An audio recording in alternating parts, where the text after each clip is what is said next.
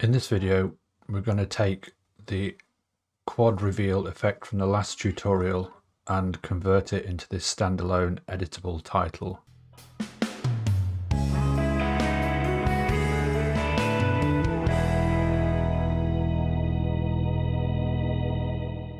So at the end of the last tutorial, we ended up with this mass of nodes, which was the sort of quad reveal effect thing.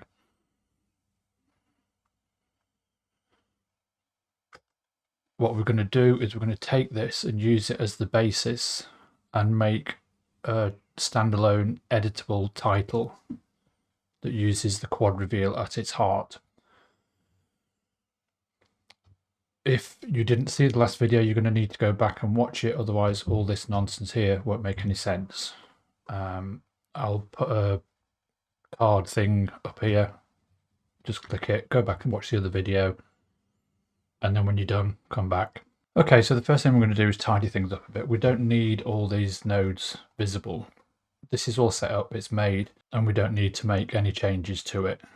So come to the top, put your mouse, click and drag. Make sure you include the little pipe router,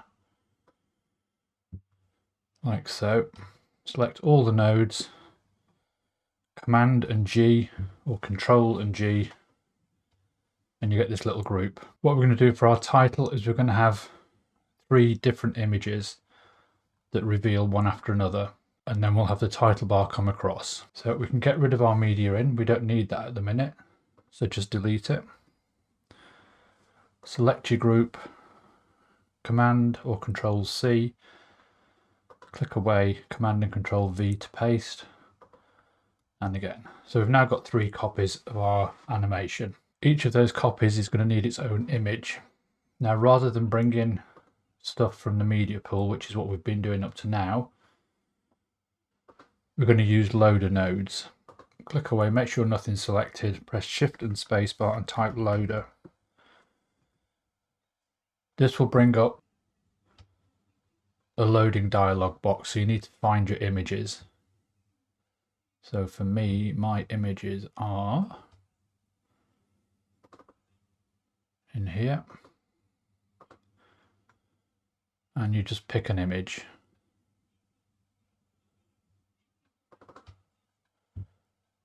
That now brings that image into Fusion. All you need to do is pipe your image into your reveal group and you're good to go, like so. So we do the same again for the other images. So Shift Spacebar, loader, pick another image, and then your final one. Theoretically, you can have as many layers as you want.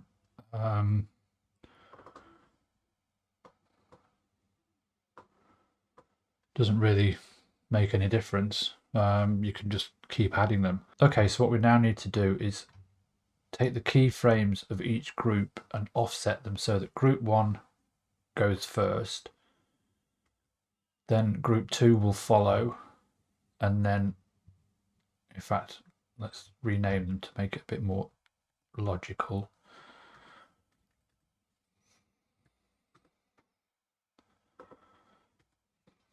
You press F2 on your keyboard to bring up the rename tool. So we want group 1 at the start will be our first image,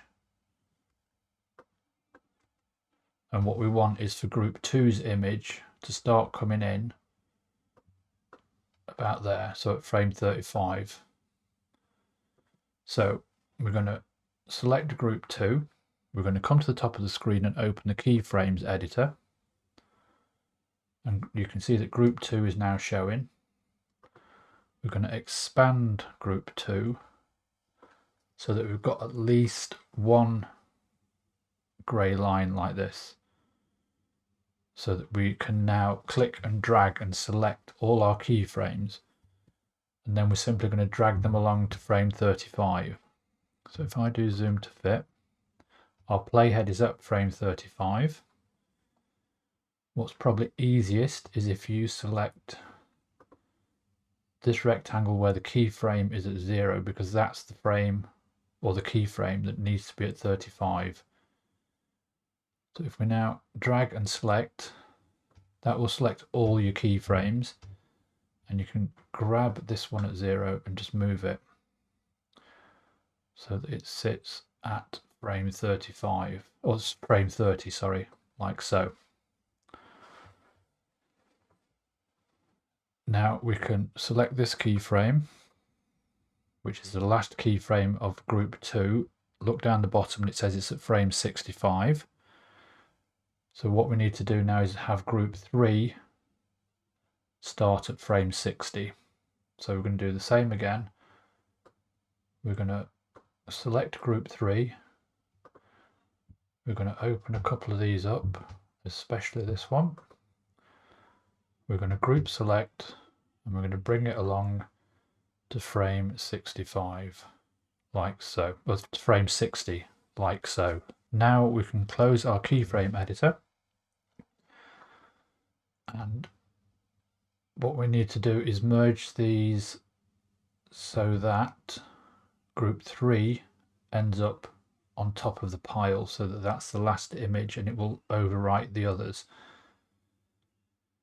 So to do that, I'm going to take the output of group 2 and put it onto group 1, and then I'm going to take the output of group 3 and put it onto that merge node. And now if we view this final merge node, what we should get is group 1 should come in first, like so. Group 2 should come in now, like so.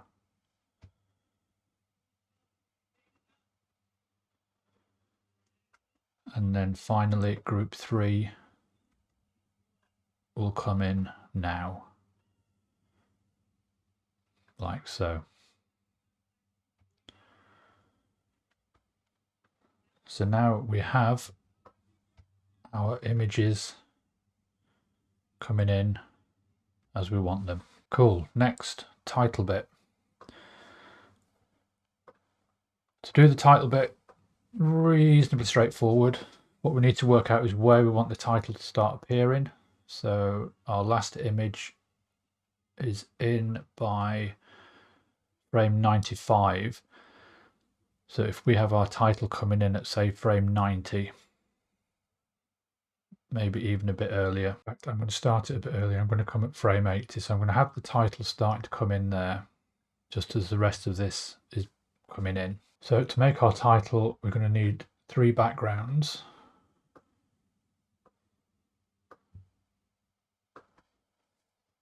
We're going to have, just for clarity, we will make them red, green, and blue.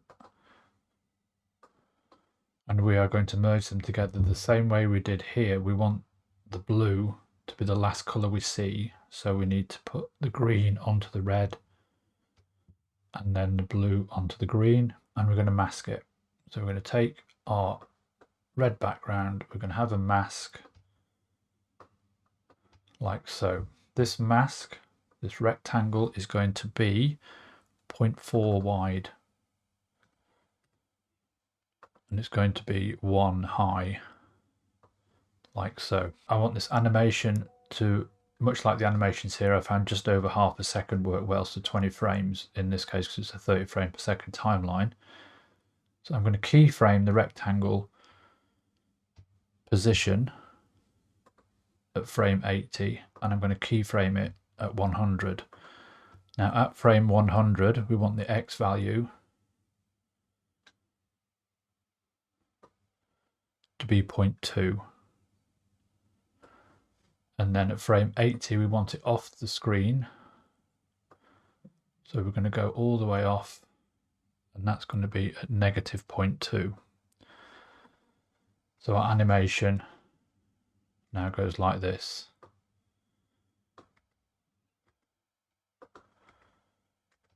Now we can use the same rectangle and the same animation for the other color. To do that, just pipe the rectangle in to the other backgrounds. But what we need to do is delay them.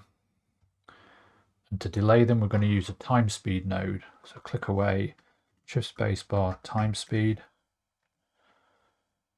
And we're going to put this time speed node before each background.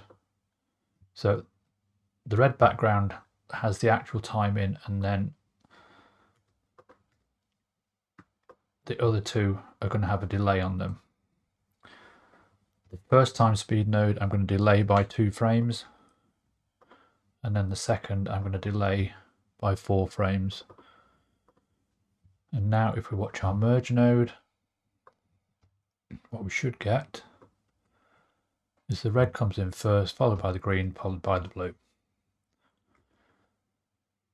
And to make it look a bit nicer, I'm going to select rectangle 3, come to the Spline Editor, select the keyframes, hit S on the keyboard, press T to open up your easing values, lock the easing values, and make them both about 50,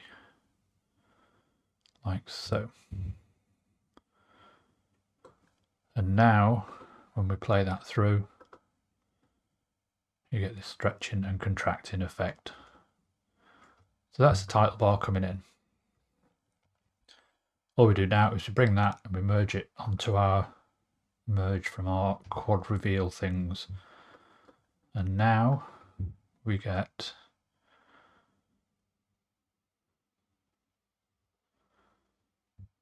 last image coming in just as the title bar comes across with it. Again, if you want to delay it so that your image is fully in, you can always sort of bring those keyframes a bit further towards the end. It's a personal choice thing. Okay, so next we add our text. So come to your hotbar, grab a text node, and we will merge it onto our main path. Select your text node and put in what you want. Format it how you want it. Don't make it too big. What I had in the title I made was a copy of this text underneath it, but outlined. So select your text node, Control Copy, click away, Shift Control V to make an instance copy. We need to de-instance some things so that we can have them different. An instance is an exact copy of the original, and anything you do to the original will happen to the instance unless you tell it to leave certain settings alone, and that's called de-instancing.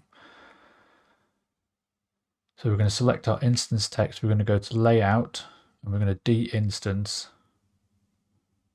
the center. What that means is we can now move this text independently.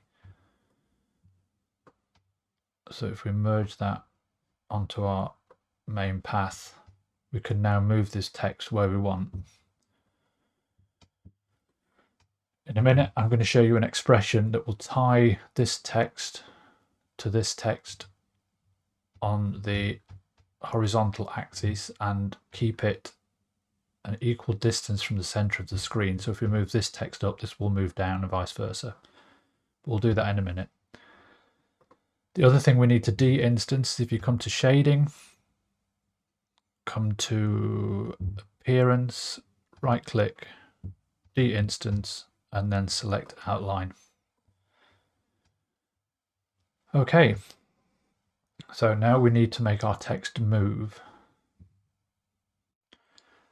And to get our text to move, we're going to come to our instance text, we're going to go to layout, and we're going to change and add an expression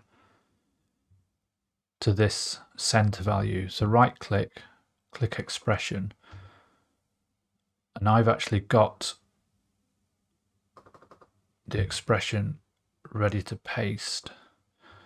I will put a copy of this on screen so you can see it, but basically it says point brackets text1 dot center dot x comma open brackets 0.5 minus open brackets text1 center y minus 0.5 and then 3 brackets at the end, like so. And what that does now is if I select text1 and move text1, the instance text stays with it. If I bring it down, the instant text come up and vice versa. So it just lets you position your text where you want it. So the final thing we need to do is add some masks to these text.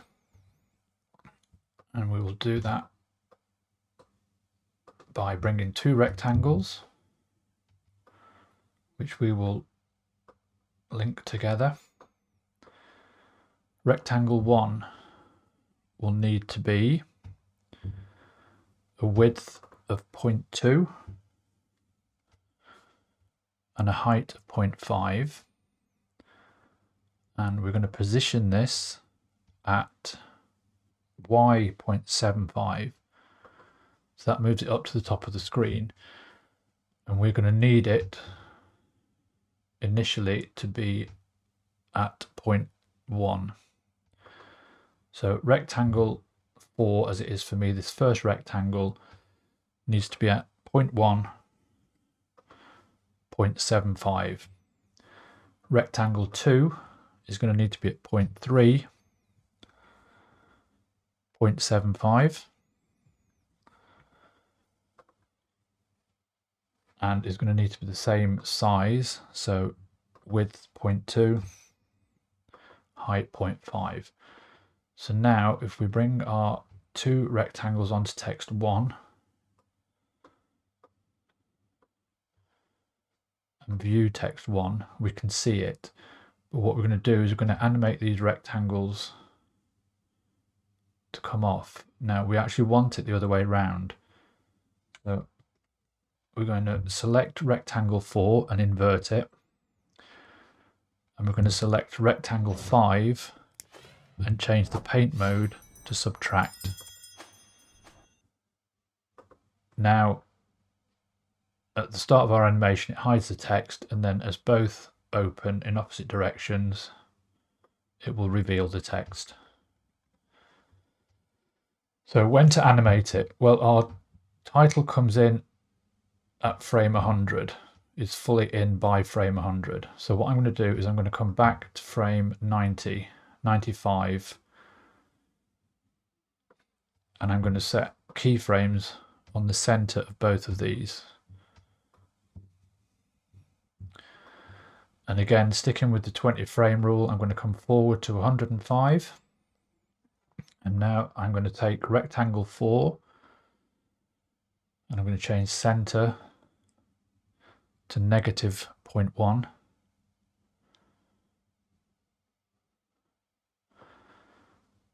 And I'm going to change rectangle 5, which is this rectangle, and make it 0.5. And what that allows is that you can make your text now as big as you need in this top half of our title, like so. Now I'm going to select the two rectangles, Control C to copy, click over here, Control V to paste. I'm going to pipe those into the instance. Now this time at frame 95, we want rectangle 4.1 to be at center point 1, but at y 0.25. So it now comes down and copies or blanks our text at the bottom. And then the same with the other rectangle, change the 0.75 to 0.25. And then again, we're going to come to the end. So frame, I said 105, it should be 115. Let's have a look how it looks. We might change it in a minute. But again, we need to change these both to 0.25 on the Y value, like so. So now we have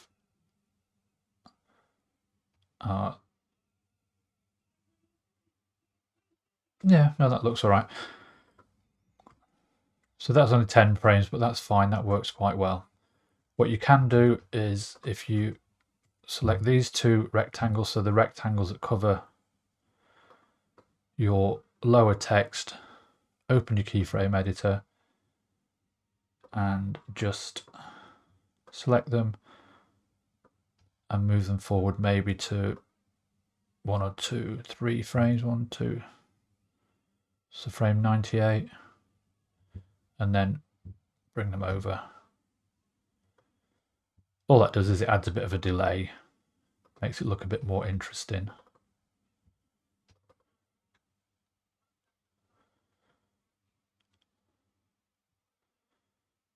Like so.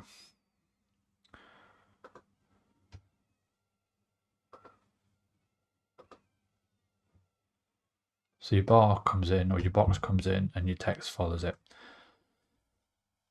And that's basically it. The only thing I did that I haven't done yet is I noticed that our main image gets obscured by our banner coming in. And sometimes that might be fine, it's great. But sometimes what you might want is for the image to slide over. So what I did was I put a transform in that then allowed this to move. You need to make sure you put it in before your banner and your text. So grab a transform, pop it in. Come to frame 80, which is where the banner starts to come out. Keyframe center. Go forward to frame 100 and just move center X to 0.7, like so.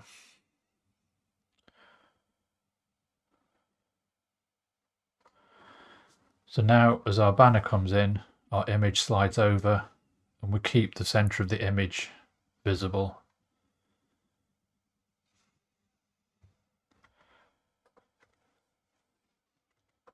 For the final title, I made it so you could choose whether you wanted this to be over or not over. And to do that, what I did was I added a dissolve node after the transform.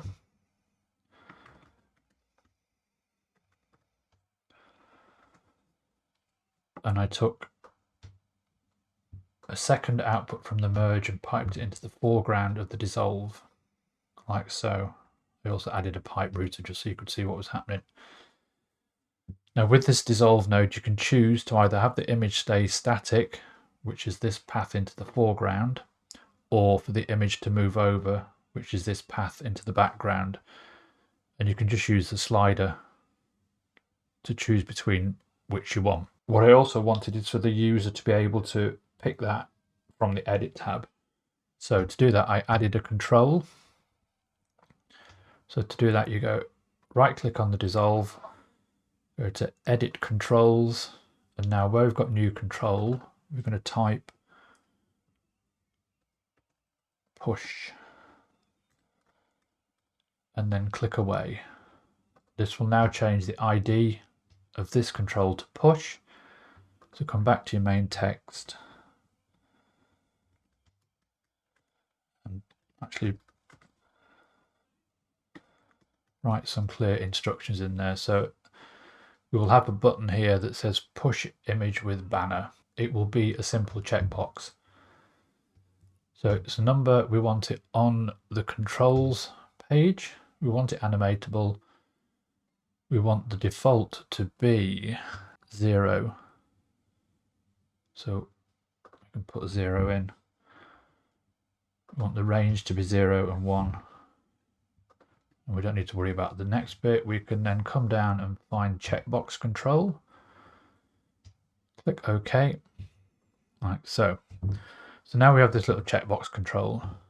If it's unchecked, then it will be 0, so you'll see the background image, but we want it the other way around, so we will change the expression. So now you come to your background, foreground, right click, go to expression, and all you do is you pick that, so it says push, but I want it the other way around so that when it's clicked, the image is pushed, and when it's not clicked, it's pushed. So just come into the box, type or click just before the P and put 1-, and that will just turn it around. So that when this is not selected, the image doesn't slide, and when it is selected, the image slides. And I think that was everything I had in the title. So take a break, go and grab a drink or something, pause the video. I'm going to because I'm getting a bit weary. Okay, Now for the fun bit, making the macro. So the first thing we're going to do is we're going to select each of our loaders. We're just going to delete the images that are in there, so that when you've got this on the title page, you've not got error messages saying it can't find images and things. So we have nothing showing, the effect's still happening, but there's nothing to affect. And then when we get to frame 80, we'll get our banners coming in and our text. At this stage, you can select your colors. So what I'm going to do is I'm going to rename these as well. So F2 is, if you want to set these up so that they've got some semblance of a reasonable color spread, you can do that so that it's ready. Pop it so that you've got your 3 colors visible. We can then come to each of these colors, initially make them all the same, and now if we come to each color in turn, we can adjust it so that you get a nice spread of colors rather than the horrible colors that we had, like so. So now we're all set up and ready to go. So this will be your sort of default layout. You can have whatever you want in here. And setting up the macro. So when you're setting up a macro, you need to think about what controls you want to appear where in the inspector. So logically, it makes sense to load your pictures first. You can then load your text and put any text settings that you can change. Then load your background colors. And then finally, you can put your switch at the bottom. So with that in mind, you need to select your nodes in the right order. So press and hold the control key and then select each loader, your text node, your 3 background nodes, and then your dissolve node. Now once you've got all those selected with the control key still pressed, hit A, and that will select everything else for you. Right click on any of the nodes and go to Macro, Create Macro. It brings up the macro creation screen, so give it a name.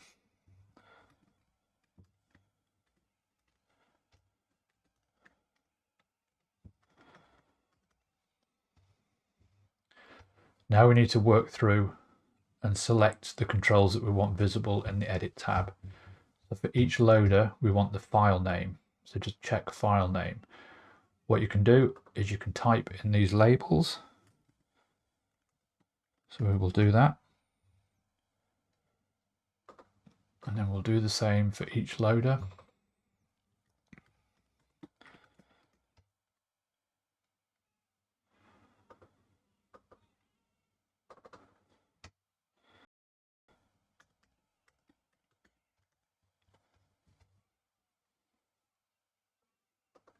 Now, why didn't I? Because I didn't check it. If it goes red, you've checked something. If it doesn't go red, you haven't checked it. Next, on the text, we don't need anything in the image tab. In the text tab, we need style text, font, style, color. If you double click color and change it so that it makes sense. So the color bar or the text color is the red, green, blue. Don't really need your alpha, you can have it if you want. Size, tracking, line spacing. Now what we also need is in the layout tab, we want center. And we can change that to position.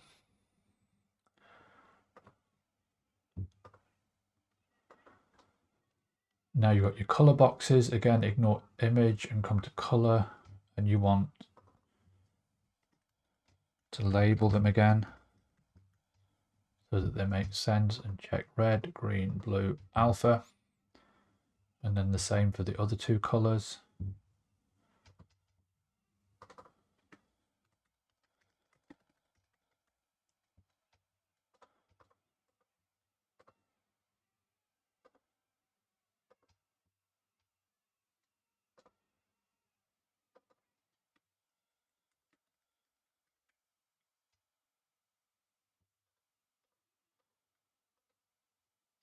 Probably have made sense would have been to select the backgrounds in reverse order so that you had top, middle and bottom, but anyway, we didn't, so there you go. The last node we need to do anything with is the dissolve node, and we need to come down. Remember, we created this control push, so we want to select that, and then everything else just leave as it is, and there you go. That's your macro sorted. What you would then do, come to File, Save as Group, and as I said in the last video, this defaults to macro, or the macros folder. You don't want it in the macros folder, so come back a level, and what you'll find is all these, and you're looking for templates. Open templates, and you're looking for titles in this instance. So you've got edit and then titles. If titles or edit and titles doesn't exist, you can create a new folder inside templates called edit, and then open that, and inside the edit create a folder called titles, and that's where you're going to save to. I'm not going to save this because I've already got it on my system and I don't want it duplicated, but that's where you would save. So once you hit save, you can then close this window, and with a bit of luck and good management, when you come back to the edit tab, you won't have any of this junk here. This is just where I've been playing. You should be able to come to your effects library, which is at the top, turn it on, come to titles, and then if you click the little magnifying glass so you can search and type quad, you will find you've got quad reveal title that you can then just bring in, drag and put anywhere in your timeline, and it's ready to go. What you will need to do is load up your images. So you can use it with different images. You can then change whatever text you've got in your box. And if you remember, right at the bottom, you've got your little control to push with the banner if that's what you want to do. So yeah, that's it. If you're comfortable getting around code and stuff, you can make labels and put these in little boxes, or not little boxes, but little drop down sections, so that it's a bit tidier. If that's something you'd like to look at, let me know. And I'm quite happy to revisit this exact macro and tidy it up in that sense. But leave a comment below if you want me to do that. See how it goes. Anyway, so yeah, that's basically it. You will now have your title that you can set up as you want, and you can use it for the start of your photo shows, or you can just use it as an intro to your video. I don't know. Once you get to the end, once everything's out and revealed, so from there onwards, you can actually stretch this out and it will stay as long as it needs to then. So if you need a bit of extra time at the hold stage, or once the banner has appeared, just stretch it out and it will stay as long as you want it to. And yeah, that's kind of it. I hope it is useful to somebody. I hope it makes sense. Once again, I think it's sometimes less about the final product and more about some of the techniques I use. So sort of looking at the macro building, looking at the time speed node to delay things, looking at using a group repeatedly, looking at moving keyframes, etc. So yeah, that's it for now. I will catch you on the next one. In the meantime, please feel free to subscribe if you're not already. Hit the like button, hit the notification bell, and leave a comment if you so desire. Thanks a lot for watching. Cheers.